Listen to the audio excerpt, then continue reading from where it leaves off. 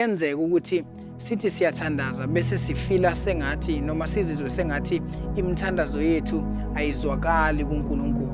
Now iwona muphi umthandazo ozwakalayo enkosini, iwona muphi umthandazo ofika enkosini. Mhlawumbe singaqala lana nje ukuthi uyini umthandazo. Umthandazo ingxoxo noNkulunkulu. Umthandazo is our communication, is communication with God, communication with the Lord. Umthandazo ingxoxo noma inkulumo noNkulunkulu noma nomdali wethu.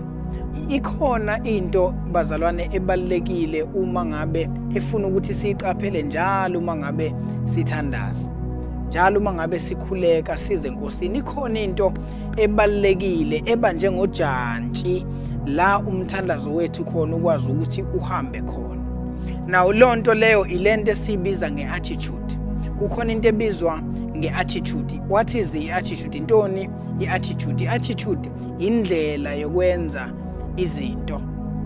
Now there is always kunoma ngabe yini kuhlale kunendlela yokwenza into. Nala emthandazweni kunendlela yokuthandaza. Amen. There is always an attitude of doing something. Amen. Mhlawumbe attitude masingayichaza, attitude lento yokuthi uma ngabe umuntu ebonga ke sithi mhlambe ngiphiwe isipho esihle nje, mhlambe ngangade ngisifuna, yabona ngangade ngisifisa, bese kuba khona nje umuntu oba nomusa afisa ungipha lesipho. And then mangisamukela nje kuyena bese ngithi hayi ya ngiyabonga. Okay.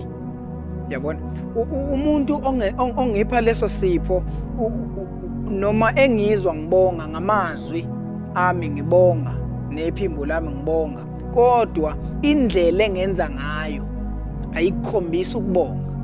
So uma ngabe sithandaza na kanjalo bazalwane, amazwi ethu yebo ayaye enkosini, kodwa futhi okuye kubaleke kakhulu indlela esiza ngayo. Amen.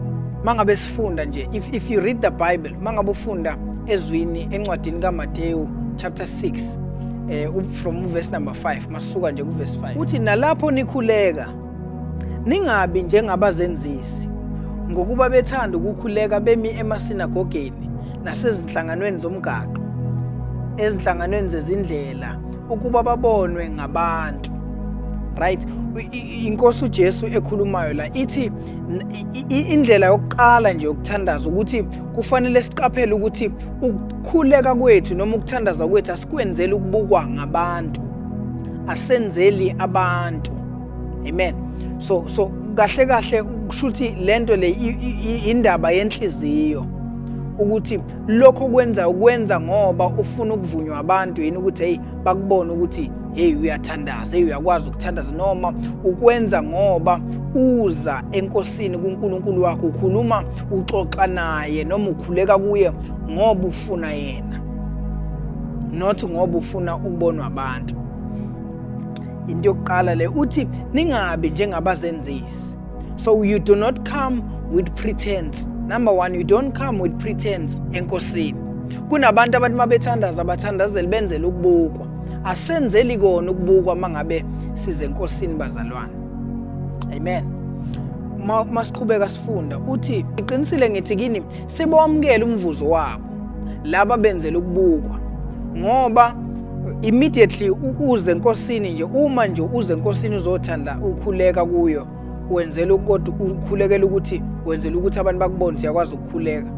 Umvuzo wakho ozowuthola ngaleyo mkhuleko, ngisho ngathiwa bewucela mhlambe imali noma bewucela umsebenzi enkosini, umvuzo uzowuthola kuleyo mkhuleko ilo nje ukuthi ubukwe yilabo bantu, ngoba ubuwenzela ukuthi abantu bakubone ukuthi wena uyawukhulekela umsebenzi. Uthi ngiqinisile ngithi kini labo bantu sebewamukela umvuzo wabo.